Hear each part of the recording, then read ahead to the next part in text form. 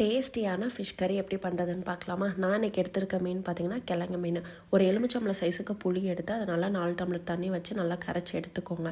எடுத்ததுக்கப்புறம் 3 table spoon தனியா powder, 2 table spoon red chilli powder and தேவையான அளவுக்கு உப்பு, இதை நல்லா மிக்ஸ் பண்ணி ஒரு சைடு வச்சுருங்க. நான் இன்றைக்கி மீன் குழம்பு வைக்க போகிறது பார்த்திங்கன்னா ஒரு மண் சட்டியில். ஸோ அந்த மண் சட்டி எடுத்ததுக்கப்புறம் தேவையான அளவு நல்லெண்ணெய், அப்புறம் இதில் என்னென்ன போட போகிறோன்னு பார்த்தீங்கன்னா ஃபஸ்ட்டு வெந்தயம் போட்டு இதை நல்லா வதங்கினதுக்கப்புறம் வெங்காயம், சோம்பு, கருவேப்பிலை, தக்காளி இது எல்லாமே நல்லா மிக்ஸ் பண்ணிக்கோங்க. மிக்ஸ் பண்ணதுக்கப்புறம் நம்ம கரைச்சி வச்சுருந்தோம் பார்த்திங்களா புளி தண்ணி, அதையும் இதில் ஆட் பண்ணிக்கோங்க. ஆட் பண்ணிவிட்டு இதோட பச்சை வாசனை ஸ்மெல்லெல்லாம் போகணும். ஸோ நான் கரெக்டாக ஒரு 15 நிமிஷம் நல்லா கொதிக்க விடுவேங்க. கொதிக்க விட்டதுக்கப்புறம் பார்த்திங்கன்னா நான் ஒரு டம்ளர் தேங்காய் பால் ஆட் பண்ணுவேன். ஆட் பண்ணதுக்கப்புறம் 1 டேபிள் ஸ்பூன் சோம்பு பவுடரும் ஆட் பண்ணுவேன்.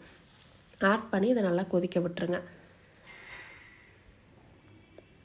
கொதிக்க விட்டதுக்கப்புறம் மீன் எல்லாமே ஆட் பண்ணிக்கிறேன்.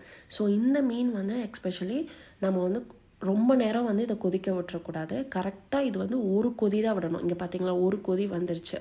இந்த ஒரு கொதிலேயே நம்ம வந்து ஸ்டவ்வை ஆஃப் பண்ணிடணும். ஸோ அவ்வளோதான், நம்மளோட மீன் குழம்பு ரெடி ஆயிடுச்சு. இதை ட்ரை பண்ணி பார்த்துட்டு எனக்கு சொல்லுங்கள். தேங்க்யூ.